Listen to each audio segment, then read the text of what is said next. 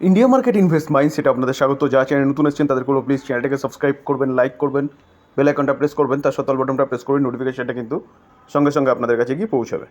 Sir, এখন কিন্তু আমরা একটা ব্রেকিং নিউজ নিয়ে আলোচনা করতে চলেছি। একটা কোম্পানিকে নিয়ে ফিউচার ওরিয়েন্টেড বিজনেস করে এবং সেই বিজনেস কিন্তু ভবিষ্যতে আরও গ্রো হবে, তার পাশাপাশি তার শেয়ারটাও কিন্তু গ্রো হবে। তো চলুন দেখি যে কোন কোম্পানি আর কি ব্রেকিং নিউজ পাওয়া যাচ্ছে।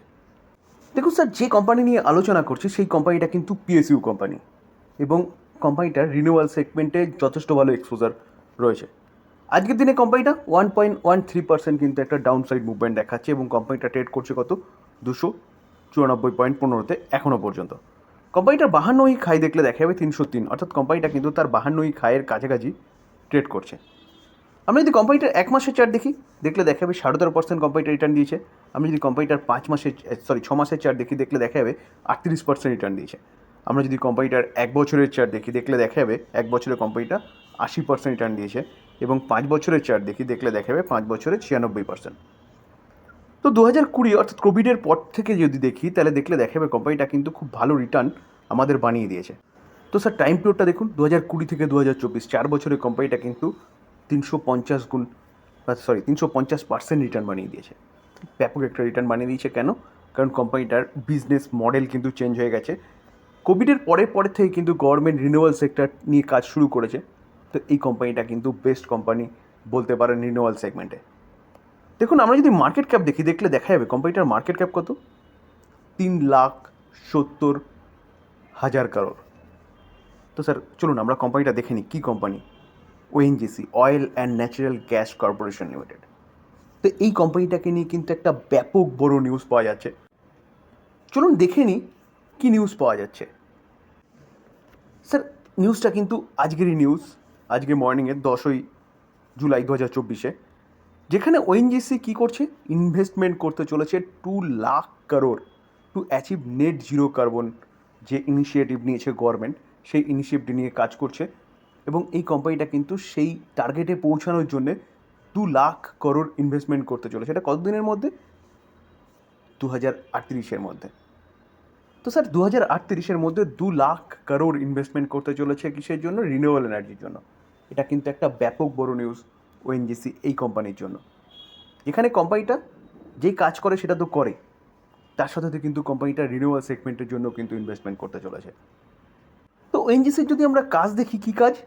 ওএনজিসি কিন্তু দেশের মধ্যে শুধু নয়, দেশের বাইরেও বিভিন্ন জায়গায় কিন্তু তেল বলুন, তার পাশাপাশি গ্যাস বলুন, ফাইন্ডিংয়ের কাজ করে এবং সেখান থেকে কিন্তু উত্তোলনের কাজ করে হচ্ছে ওএনজিসি।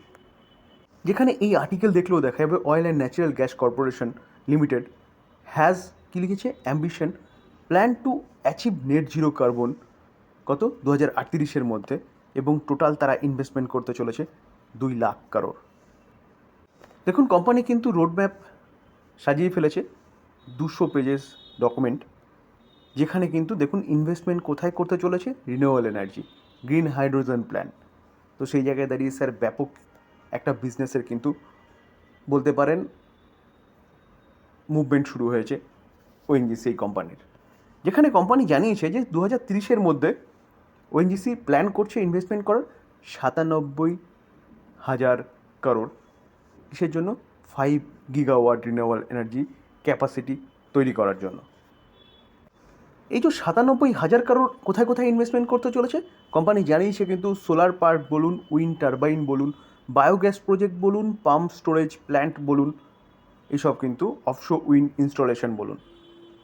তো এইসব ক্ষেত্রে কিন্তু ওই 97,000 কোম্পানি ইনভেস্টমেন্ট করতে চলেছে।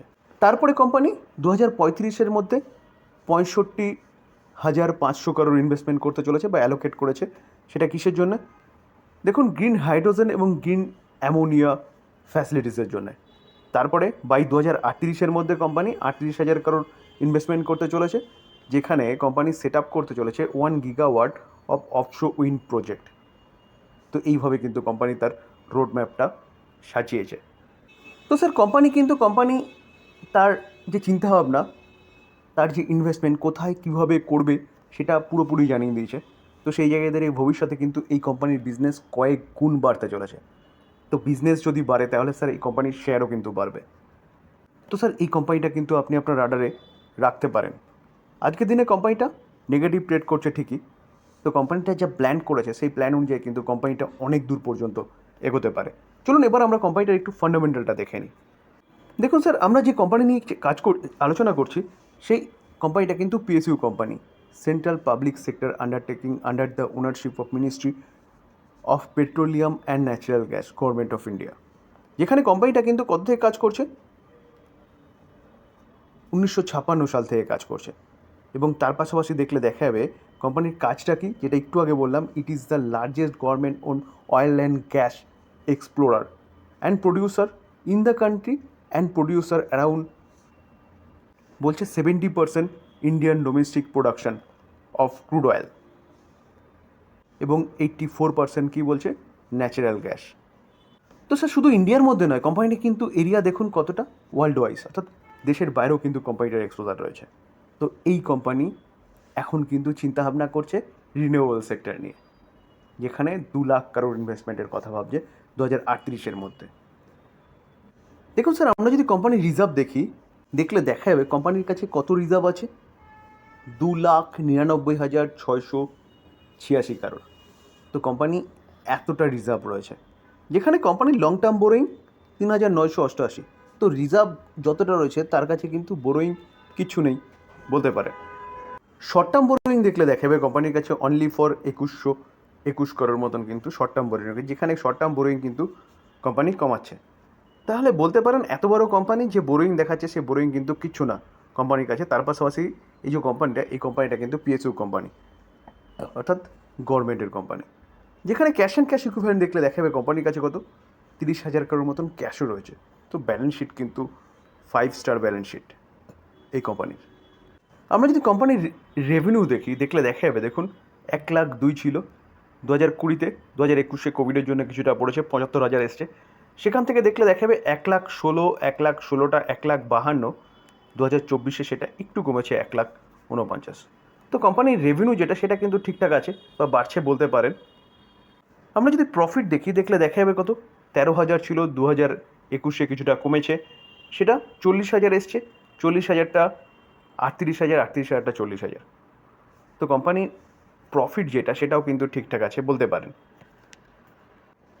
দেখুন আমরা যদি শেয়ার হোল্ডিং প্যাটার্ন দেখি, তাহলে মার্চ 2024 প্রমোটার 58.9% স্টেক হোল্ড করছে, foreign institutional investor 8.9% stake hold করছে, ডোমেস্টিক অর্থাৎ ডিআইএস কতটা স্টেক হোল্ড করছে, 29.2% স্টেক হোল্ড করছে, এবং পাবলিক অনলি ফর 3.1% রয়েছে। তাহলে স্যার এফআইএস, ডিআইএস এবং প্রমোটার কতটা স্টেক হোল্ড করছে, তারা কিন্তু প্রায় 97% স্টেক হোল্ড করছে। কেন হোল্ড করছে, দেখুন এফআইএস ডিআইএসকে দেখলে দেখা যাবে এরাও কিন্তু 38% স্টেক হোল্ড করছে। তো এফআইএস ডিআইএস কেন এতটা স্টেক হোল্ড করছে ভাবতে হবে স্যার। আমরা যদি ইনস্টিটিউশনাল ইনভেস্টার দেখি, তার মধ্যে মিউচুয়াল ফান্ডকে দেখলে দেখা যাবে 7.35% স্টেক হোল্ড করছে, 41টা মিউচুয়াল ফান্ড রয়েছে। CPSC exchange fund 2.10% stake hold করছে, আইসিআইসিআই 1.96% স্টেক হোল্ড করছে, এসবিআই 1.11% স্টেক হোল্ড করছে। ফরেন পোর্টফোলিও ইনভেস্টার 8.21%, 684টা ফরেন পোর্টফোলিও ইনভেস্টার রয়েছে, যেখানে ইন্স্যুরেন্স কোম্পানি দেখলে দেখা যাবে 11.06%, 32টা ইন্স্যুরেন্স কোম্পানি রয়েছে। এলআইসি একাই কিন্তু অলমোস্ট 10% স্টেক হোল্ড করছে। তো কেন হোল্ড করছে, যদি স্যার কেনর উত্তর খুঁজতে যান, তাহলে কিন্তু কোম্পানিটার বিজনেস, তো যে কোনো কোম্পানির বিজনেসই কিন্তু কথা বলে, তার জন্য কিন্তু এতটা ইনস্টিটিউশনাল ইনভেস্টার এই কোম্পানি স্টেক হোল্ড করে রয়েছে।